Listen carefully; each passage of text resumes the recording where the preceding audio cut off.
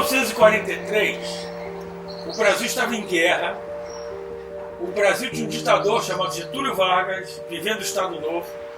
Na Alemanha você tinha o Hitler, na Itália você tinha o Mussolini, na Espanha você tinha o Franco e na Argentina você tinha o Perón.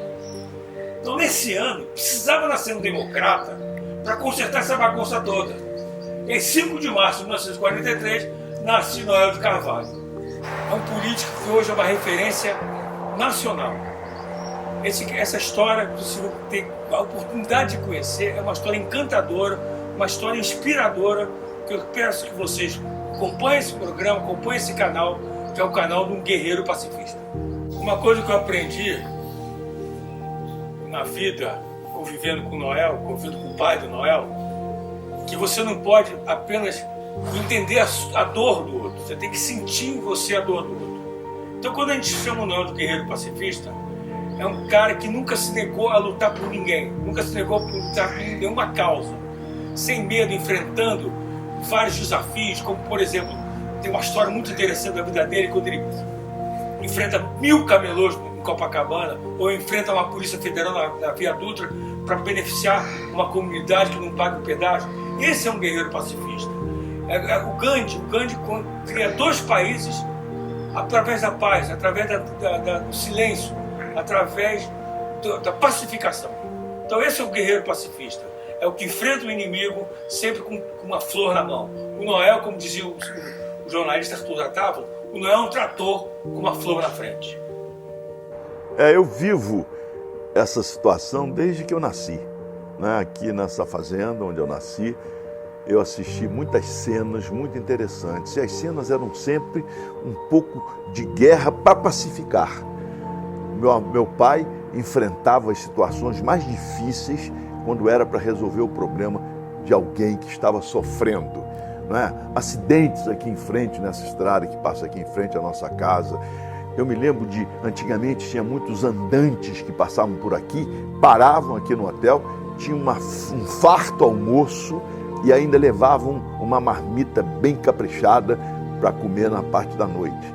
Então, a minha família sempre foi preocupada com a dor do outro. Né? O papai dizia isso, como o Zé Leão falou, não basta você ter a capacidade de de entender a dor do outro. Você tem que ter a capacidade de sentir a dor do outro. A dor do outro tem que doer em você, porque isso é que te move na direção de você encontrar uma solução para aliviar essa pessoa dessa dor.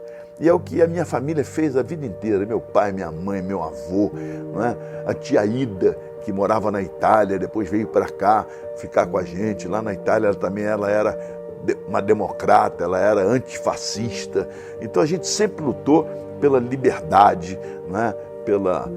O direito de ir e vir, o direito de cada um ser o que é, né? O respeito às diferenças, independentemente da cor da pele, se é cor vermelha, se é amarela, se é branca, se é preta, isso não importa. O que importa, não existe raças diferentes, raça preta, raça branca, raça vermelha, existe a raça humana. Todos somos humanos e somos iguais, e mesmo os iguais são diferentes nos detalhes, né? E a gente tem que respeitar essa diferença, não só respeitar, como defender o direito a essas diferenças, né? Eu até brinco sempre com uma história que eu já brinquei lá atrás, né? Porque eu acho que o time do Vasco é um time muito importante na história do Brasil. Os grandes eventos antigamente, as reuniões importantes para o futuro da população brasileira aconteciam no campo do Vasco. O Vasco tem uma presença muito importante na história do Brasil. Pois bem, mas o Martinho da Vila, que é vascaíno doente, um dia ele fez um artigo no dia do aniversário do Vasco no jornal O Dia, dando parabéns ao Vasco, porque foi o primeiro time brasileiro a ter jogador negro.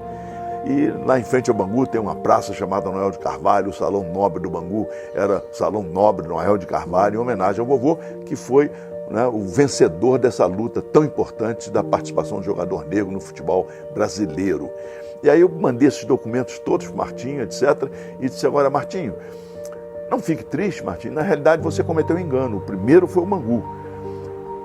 Agora, não fique triste, Martinho, porque o segundo foi o Vasco, foi o vice. O Vasco foi o vice do Bangu nessa luta tão importante para a história do futebol brasileiro. Né? Eu fico muito feliz, mas eu não estou querendo desmerecer o Vasco, não. Foi apenas uma brincadeira que eu fiz com o Martim e estou fazendo agora de novo. Eu respeito muito o Vasco da Gama, porque o Vasco da Gama é um clube importantíssimo na história do Brasil.